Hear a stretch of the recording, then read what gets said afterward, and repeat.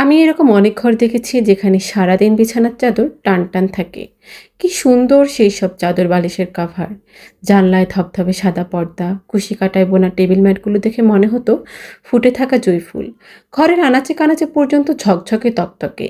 তখন থেকে মনে মনে ভাবতাম এমন একটা ঘর হোক, মিলিয়ে মিলিয়ে পর্দা কিনবো, নানান ঢঙ্গের কুশন সুতোর শতরঞ্জি, ইনডোর প্লান্ট এই সব কিছুতে সাজিয়ে নেব মনের মতন।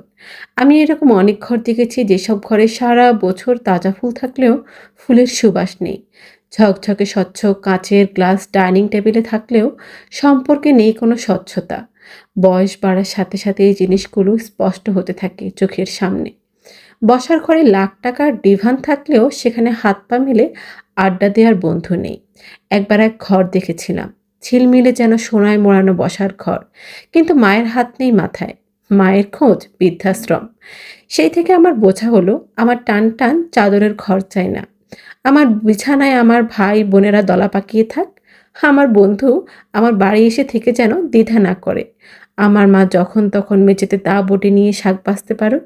অসুবিধা কি যদি পুরো মশারি খোলা না হয়? আমার দরজা খোলা থাক প্রিয়জনের অপেক্ষায়। জানেনই তো, যতই ঝকঝকে ঘর থাকুক মায়া ছাড়া কোনো ঘর ঘর হয় না।